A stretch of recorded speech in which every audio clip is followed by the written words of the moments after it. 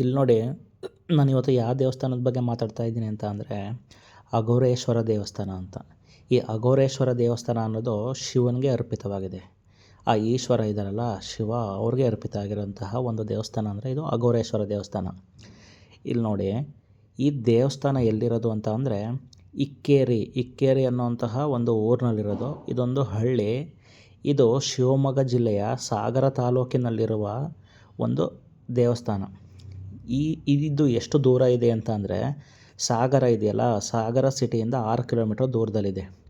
ನೀವು ಸಿಗಂದೂರು ದೇವಸ್ಥಾನಕ್ಕೆ ಹೋಗ್ತಿರಲ್ವ, ಸಿಗಂದೂರು ಚೌಡೇಶ್ವರ ದೇವಸ್ಥಾನಕ್ಕೆ, ಆ ದೇವಸ್ಥಾನಕ್ಕೆ ಹೋಗಬೇಕಾದ್ರೆ ಅಲ್ಲೇ ಸಾಗರದಿಂದ 6 ಕಿಲೋಮೀಟ್ರು ದೂರದಲ್ಲಿ ಸಿಗುತ್ತೆ. ಓಕೆನಾ. ಇದು ಶಿವಮೊಗ್ಗ ಜಿಲ್ಲೆಯಲ್ಲಿರೋದು. ಈ ದೇವಸ್ಥಾನ ಯಾವಾಗ ಕಟ್ಸಿದ್ದು ಅಂತಂದರೆ 14ರಿಂದ 15ನೇ ಶತಮಾನದಲ್ಲಿ ಕಟ್ಸಿರೋದು. ಯಾರು ಕಟ್ಸಿದ್ದು? ಕೆಳದಿ ನಾಯಕರು ಅಂತ ಇರ್ತಾರೆ. ಕೆಳದಿ ನಾಯಕರು ಯಾರು? ಈ ಕೆಳದಿ ನಾಯಕರು ವಿಜಯನಗರ ಸಾಮ್ರಾಜ್ಯದಲ್ಲಿ ಕೆಲಸ ಮಾಡ್ತಾ ಇರ್ತಾರೆ. ಈ ಪ್ರತಿಯೊಂದು ಪ್ರಾಂತ್ಯಕ್ಕೆ ಅಂತ ಒಬ್ಬರು ನಾಯಕರನ್ನ ಆರಿಸಿರ್ತಾರೆ. ವಿಜಯನಗರದ ಸಾಮ್ರಾಜ್ಯದ ನಾಯಕರು, ರಾಜರು. ಆ ಟೈಮಲ್ಲಿ ಇದ್ದಂತಹ ಕೆಳದಿ ನಾಯಕರು ಇರ್ತಾರಲ್ಲ, ಅವರು ಈ ದೇವಸ್ಥಾನನ ಕಟ್ಟಿಸ್ತಾರೆ.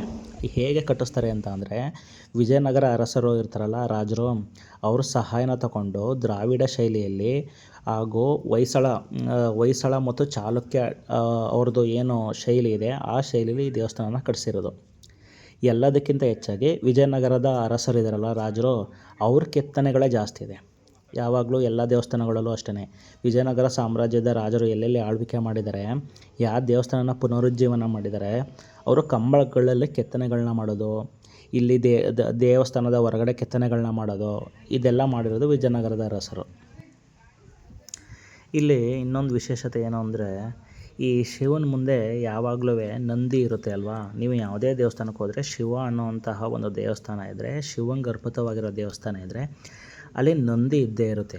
ಇಲ್ಲಿ ನಂದಿ ಎಷ್ಟು ಎತ್ತರ ಇದೆ ಅಂದರೆ, ಲೇಪಾಕ್ಷಿ ದೇವಸ್ಥಾನ ಇದೆಯಲ್ಲ, ಅಲ್ಲಿ ಎಷ್ಟು ಎತ್ತರ ಇದೆ ನಂದಿ, ಅಷ್ಟೇ ಎತ್ತರದ ಒಂದು ನಂದಿ ವಿಗ್ರಹ ಇದೆ ಇಲ್ಲಿ ಶಿವನ ಎದುರುಗಡೆ. ಶಿವನ ದೇವಸ್ಥಾನ ಇದೆ, ಇದು ಶಿವನ ದೇವಸ್ಥಾನ. ಇದು ಎದುರುಗಡೆ ಇರೋದು ನಂದಿ ದೇವಸ್ಥಾನ. ಈಗಲ್ಲಿ ಕಾಣಿಸ್ತಿದೆಯಲ್ಲ, ಇದು ನಂದಿ ದೇವಸ್ಥಾನ ಇದೆ. ಈ ನಂದಿ ದೇವಸ್ಥಾನದ ನಂದಿ ವಿಗ್ರಹ ಇರೋದು ಇದು ತುಂಬ ಎತ್ತರವಾಗಿದೆ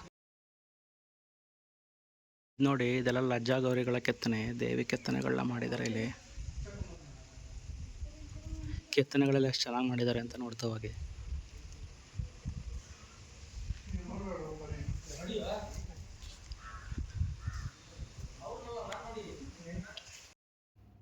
ಈ ನಂದಿ ವಿಗ್ರಹ ಇದೆಯಲ್ಲ, ಇದು 8ರಿಂದ ಹೆಚ್ಚು ಕಮ್ಮಿ 7ರಿಂದ 8 ಅಡಿ ಇರಬೇಕು ಅನಿಸುತ್ತೆ. ಹಾಗೆ ನೋಡ್ತಾ ಹೋಗಿ, ಡೀಟೇಲಿಂಗಾಗಿ ನೋಡ್ತಾ ಹೋಗಿ ಎಷ್ಟು ಚೆನ್ನಾಗಿ ಕೆತ್ತನೆಗಳನ್ನ ಮಾಡಿದ್ದಾರೆ ಅಂತ.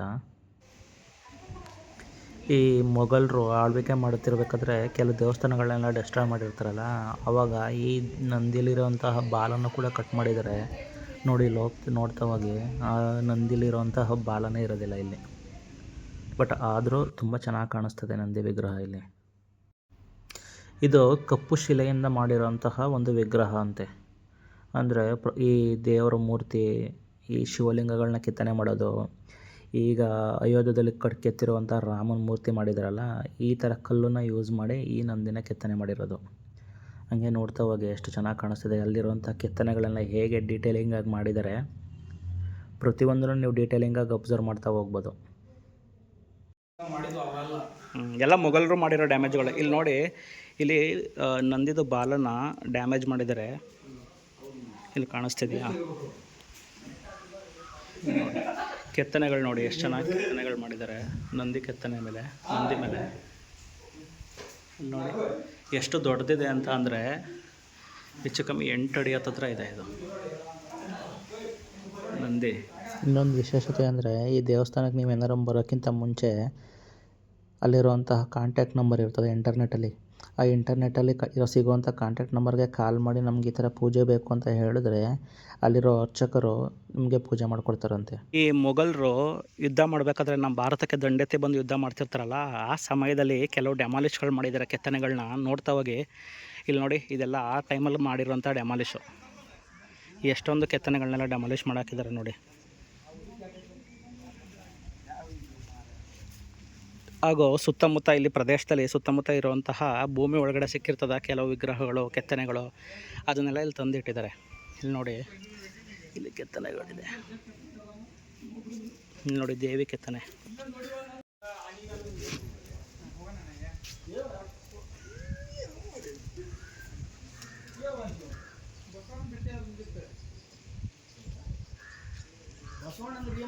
ನೀವಿಲ್ಲಿ ನೋಡ್ತಾ ಹೋಗಿ ದೇವಸ್ಥಾನ ಕೆತ್ತನೆಗಳ ಜೊತೆ ಅದರ ಅಡಿಪಾಯ ಬೇಸ್ಮೆಂಟ್ ಇರುತ್ತಲ್ಲ ನೋಡಿ, ಹಂತ ಹಂತವಾಗಿ ಕಟ್ಟಿರೋದು, ಹಂತ ಹಂತವಾಗಿ ಡಿಸೈನ್ ಮಾಡಿದ್ದಾರೆ. ಇಲ್ಲಿ ಪ್ರತಿಯೊಂದು ದೇವಸ್ಥಾನದಲ್ಲಿ ಹೇಗೆ ಡೀಟೇಲಿಂಗಾಗಿ ಕೆತ್ತನೆ ಮಾಡಿದ್ದಾರೆ, ಈ ದೇವಸ್ಥಾನದಲ್ಲೂ ಕೂಡ ಅದೇ ಥರ ಕೆತ್ತನೆ ಮಾಡಿದ್ದಾರೆ. ಇದೆಲ್ಲ ದ್ರಾವಿಡ ಶೈಲಿ, ಚಾಲುಕ್ಯರ ವಾಸ್ತುಶಿಲ್ಪ ಹಾಗೂ ವಿಜಯನಗರ ಸಾಮ್ರಾಜ್ಯದ ಕೆತ್ತನೆಗಳು ಇದೆಲ್ಲ.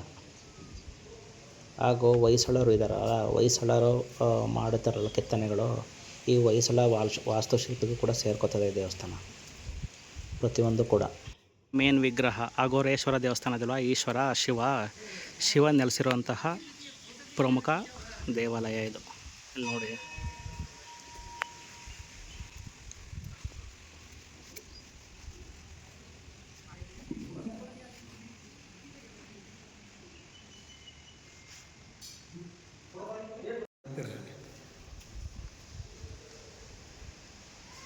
ಇಲ್ಲಿ ನೋಡಿ, ಕಂಬಗಳ ಕೆತ್ತನೆಗಳು ನೋಡ್ತಾ ಹೋಗಿ ಯಾವ ಥರ ಕೆತ್ತನೆಗಳು ಮಾಡಿದ್ದಾರೆ ಅಂತ.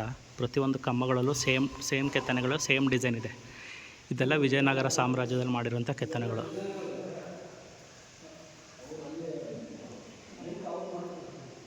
ಇಲ್ಲಿ ನೋಡಿ, ಇದೆಲ್ಲ ಇಂಟರ್ಲಾಕಿಂಗ್ ಸಿಸ್ಟಮಿಂದ ಮಾಡಿರೋದು. ಒಳಗಡೆ ಯಾವುದೇ ಸಿಮೆಂಟು, ಕಲ್ಲು, ಮಣ್ಣಿಂದ ಯೂಸ್ ಮಾಡಿ ಕಟ್ಟಿಲ್ಲ ಈ ದೇವಸ್ಥಾನನ. ನೋಡ್ತಾ ಹೋಗಿ ಹೇಗೆ ಇಂಟರ್ಲಾಕಿಂಗ್ ಸಿಸ್ಟಮ್ ವರ್ಕ್ ಆಗುತ್ತೆ ಅಂತ.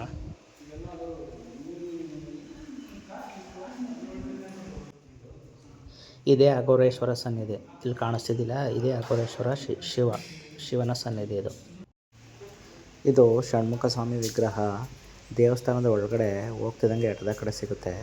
ಹಾಗೆ ಇಲ್ಲಿ ಪಕ್ಕದಲ್ಲಿ ಗಣಪತಿ ದೇವಸ್ಥಾನವೂ ಇದೆ ನೋಡಿ, ಗಣಪತಿ ವಿಗ್ರಹವೂ ಕೂಡ ಇದೆ.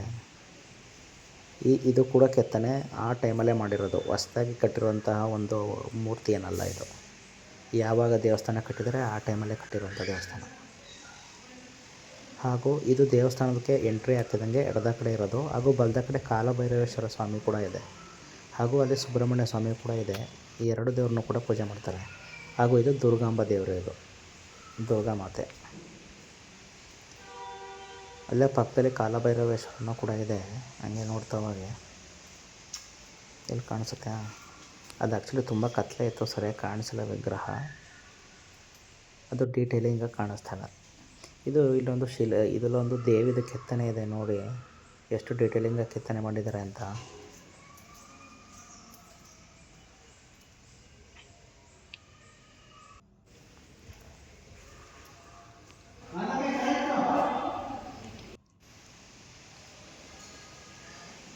ಇದು ಕಂಪ್ಲೀಟ್ ದೇವಸ್ಥಾನದ ಒಳಗಡೆ ಏನಿದೆ ಕಂಪ್ಲೀಟ್ ಚಿತ್ರಣ ಆಯಿತು. ದೇವಸ್ಥಾನದ ಒಳಗಡೆ ಅಲ್ಲಿರೋಂಥ ಪಿಲ್ಲರ್ಸ್ಗಳಾಗಿರ್ಬೋದು, ಮೇನ್ ಪ್ರಮುಖ ದೇವಸ್ಥಾನ ಇದೆಯಲ್ಲ, ಆ ಪ್ರಮುಖ ದೇವ್ರ ಗುಡಿ ಇದು, ಗರ್ಭಗುಡಿ ಇದು. ಈ ದೇವಸ್ಥಾನಕ್ಕೆ ಬರಬೇಕು ಅಂದರೆ ಇಲ್ಲಿ ಯಾವುದೇ ಥರ ವೆಹಿಕಲ್ ಫೆಸಿಲಿಟೀಸ್ ಇರೋದಿಲ್ಲ. ನೀವು ವೆಹಿಕಲ್ ಫೆಸಿಲಿಟೀಸ್ ಎಲ್ಲ ಮಾಡ್ಕೊಂಡು ಬರಬೇಕು. ಇಲ್ಲ ಅಂತ ಅಂದರೆ ಆ ಸಿಗಂದೂರ್ಗೆ ಹೋಗುವಂತಹ ರೋಡಲ್ಲಿ ಸಿಗುತ್ತಲ್ಲ ಬಸ್ಸು, ಆ ಮೇನ್ ರೋಡಲ್ಲಿ ಇಳಿದ್ಬಿಟ್ರೆ ಅಲ್ಲಿಂದ ನೀವು ಆಲ್ಮೋಸ್ಟ್ 1-1.5 ಕಿಲೋಮೀಟರ್ ನಡ್ಕೊಂಡು ಬರಬೇಕಾಗತ್ತೆ. ತುಂಬ ದೂರ ಏನಿಲ್ಲ, ನಡ್ಕೊಂಡು ಬರ್ಬೋದು. ಇವನ್ ನಾನು ಕೂಡ ನಡ್ಕೊಂಡೇ ಬಂದಿದ್ದು. ಇದು ಪ್ರಮುಖ ಗರ್ಭಗುಡಿ ಇದೆಯಲ್ಲ, ಅಘೋರೇಶ್ವರ ದೇವಸ್ಥಾನ, ಅದ್ರ ಹಿಂದೆಗಡೆ ಅಂದರೆ ದೇವಸ್ಥಾನದ ಹಿಂದ್ಗಡೆ ಮಾಡಿರೋಂಥ ಕೆತ್ತನೆಗಳು, ಹಾಗೂ ಇದು ಪಕ್ಕದಲ್ಲಿ ಮಾಡಿರೋಂಥ ಕೆತ್ತನೆಗಳು. ನೀವು ಹಂಗೆ ಅಬ್ಸರ್ವ್ ಮಾಡ್ತಾ ಹೋಗಿ ಎಲ್ಲ ಕೆತ್ತನೆಗಳ್ನು ಯಾವ ಥರ ಕೆತ್ತನೆ ಮಾಡಿದ್ದಾರೆ. ಅಲ್ಲಿರುವಂಥ ಬೇಸ್ಮೆಂಟ್ ಸ್ಟೆಪ್ ಬೈ ಸ್ಟೆಪ್ ಯಾವ ಥರ ಬೇಸ್ಮೆಂಟ್ ಹಾಕ್ಕೊಂಡು ದೇವಸ್ಥಾನನ ಕಟ್ಸಿದ್ದಾರೆ. ಈವನ್ ಮುಂದ್ಗಡೆನೂ ಕೂಡ ಇದೇ ಥರ ಹಂತ ಹಂತವಾಗಿ ಕಟ್ಟಿರೋದು, ಹಿಂದೆನೂ ಕೂಡ ಇದೇ ಥರ ಕಟ್ಟಿದ್ದಾರೆ. ಪ್ರತಿಯೊಂದನ್ನು ನೀವು ಡೀಟೇಲಿಂಗಾಗಿ ಅಬ್ಸರ್ವ್ ಮಾಡ್ತಾ ಹೋಗ್ಬೋದು ಇಲ್ಲಿ. ಹಾಗೆ ನೋಡ್ತಾ ಹೋಗಿ ಇಲ್ಲಿ ಪಾರ್ವತಿ ದೇವಸ್ಥಾನವೂ ಕೂಡ ಇದೆ. ಇಲ್ಲಿ ಪಕ್ಕದಲ್ಲಿ ಕಾಣಿಸ್ತಾ ಇದೆಯಲ್ಲ, ಅಲ್ಲಿ ಪಾರ್ವತಿ ದೇವಸ್ಥಾನ ಇದೆ. ಇದು ಅಖಿಲಾಂಡೇಶ್ವರಿ ದೇವಸ್ಥಾನ ಅಂತ. ಇದು ಪಾರ್ವತಿ ದೇವಿಗೆ ಅರ್ಪಿಸಿರುವಂತಹ ದೇವಸ್ಥಾನ ಅಂತೆ. ನಾನು ಹೋದಾಗ ಬಾಗಿಲಾಕಿತ್ತು, ಓಪನ್ ಇರಲಿಲ್ಲ, ಬಟ್ ತುಂಬ ಚೆನ್ನಾಗಿದೆ ಅಂತ ಹೇಳಿದ್ರು. ಒಳಗಡೆ ಹೋಗೋಕ್ಕಾಗಲಿಲ್ಲ. ಇದು ಪಾರ್ವತಿ ದೇವಿ ಇದೆಯಲ್ಲ, ಈ ಪಾರ್ವತಿ ದೇವಿಗೆ ಅರ್ಪಿತವಾಗಿರೋ ದೇವಸ್ಥಾನ. ಈ ವಿಡಿಯೋ ಇಷ್ಟ ಆಗಿದ್ದರೆ ಲೈಕ್ ಮಾಡಿ, ಸಬ್ಸ್ಕ್ರೈಬ್ ಮಾಡಿ ಮತ್ತು ಕಮೆಂಟ್ ಮಾಡಿ ಹಾಗೂ ಶೇರ್ ಮಾಡಿ ಆ್ಯಂಡ್ ಸಬ್ಸ್ಕ್ರೈಬ್ ಮಾಡಿ. ದಯವಿಟ್ಟು ಸಬ್ಸ್ಕ್ರೈಬ್ ಮಾಡಿ.